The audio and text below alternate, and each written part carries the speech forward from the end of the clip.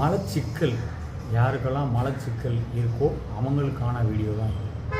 முதல்ல மலச்சிக்கல் வருது அப்படின்னா ஃபஸ்ட்டு மலச்சிக்கலாக வரும். அதுக்கப்புறம் ஆசனவாய் பிளவு, அப்புறம் ஆசனவாய் வெடிப்பு, அதுக்கப்புறம் பார்த்திங்கன்னா பைல்ஸ், அதுக்கப்புறம் பௌத்திரம், இந்த மாதிரி கண்டினியூஸாக அது போயிட்டே இருக்கும். இந்த மலச்சிக்கல் நம்ம கண்டிப்பாக ஃபஸ்ட்லேயே சரி பண்ணிடணும்.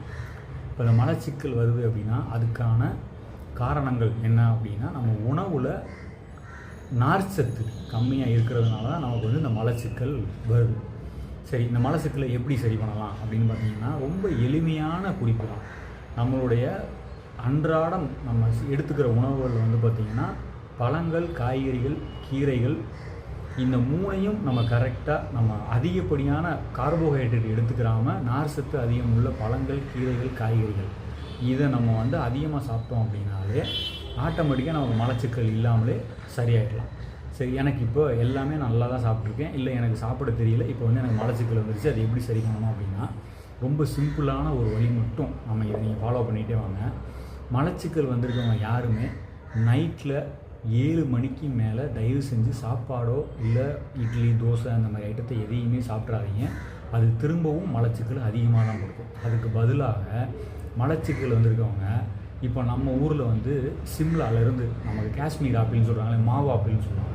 இந்த மாவு ஆப்பிள் கிடைக்கிது இல்லையா, அதில் ஒரு ஆப்பிள் சின்னதாக இருந்ததுன்னா ஒரு ஆப்பிள், இல்லை பெருசாக இருந்ததுன்னா ஒரு 200-250 கிராம் இது ஒரு ஆப்பிள் வாங்கி தோலை கட் பண்ணிவிட்டு உள்ளே இருக்கிற விதையும் எடுத்துகிட்டு நல்ல சின்னதாக ரொம்ப பொடியாக கட் பண்ணி அதை போட்டுக்கோங்க. அதுக்கப்புறம் பார்த்திங்கன்னா செவ்வாழைப்பழம் இல்லைன்னா நாட்டு வாழைப்பழம் ரொம்ப பெஸ்ட்டுங்க. இது 2 வாழைப்பழத்தில் ஒரு வாழைப்பழம் கிடைக்குன்னா அதை வாங்கிக்கோங்க. வாங்கிட்டு அந்த வாழைப்பழத்தையும் அந்த ஆப்பிளோட சின்னதாக அந்த வாழைப்பழத்தையும் ஸ்லைஸாக ரவுண்டாக கட் பண்ணாலும் சரி, இல்லை ரவுண்டாக கட் பண்ணிட்டு திரும்ப குட்டியாக கட் பண்ணி போட்டுட்டு இந்த வாழைப்பழத்தையும் சின்ன கட் பண்ணி போட்ட வாழைப்பழத்தையும் இந்த சின்னதாக கட் பண்ணி போட்ட ஆப்பிளையும் 2ஆக மிக்ஸ் பண்ணிவிட்டு கொஞ்சமாக தேன் விட்டுக்கோங்க. அதில் கொஞ்சமாக தேன் விட்டுட்டு இதுக்கப்புறம் நீங்கள் அதில் குட்டியாக கட் பண்ணி போட்ட பப்பாளி ஒரே ஒரு ஸ்லைஸ் போதும். ஒரு 50 கிராம் பப்பாளி இருந்தால் கூட போதும். அந்த ஸ்லைஸ் போட்ட பப்பாளி சேர்த்துக்கலாம்.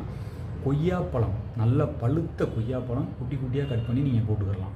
இப்போ கிடைக்கிற இப்போ சீசன் அது பார்த்திங்கன்னா இந்த கஸ்டர்ட் ஆப்பிள்னு சொல்கிற சீத்தாப்பழம்னு சொல்லுவாங்க இல்லையா, உள்ளே கொட்டையாக இருக்கும் கருப்பாக, அதை வாங்கி கொஞ்சம் நீங்கள் போட்டு எல்லாம் மிக்ஸ் பண்ணுங்கள். ஓகே, இது எதுவுமே இல்லைனாலும் பரவாயில்ல, ஆப்பிளையும் வாழைப்பழத்தையும் மேலே சொன்ன 2ஐயும் கொஞ்சமாக தேன் ஊற்றி மிக்ஸ் பண்ணி நைட்டு சாப்பாட்டுக்கு பதிலாக இதை மட்டும் சாப்பிட்டு நீங்கள் தூங்கி பழகினீங்கன்னா கிட்டத்தட்ட ஒரு 2 வாரத்திலேயே உங்களுக்கு மலச்சிக்கல்லிருந்து நீங்கள் முற்றிலுமாக வெளியே வந்துடலாம். என்னென்னா நம்ம குடலில் இருக்கிற மொத்த அழுக்கையும் எடுத்துகிட்டு வெளியில்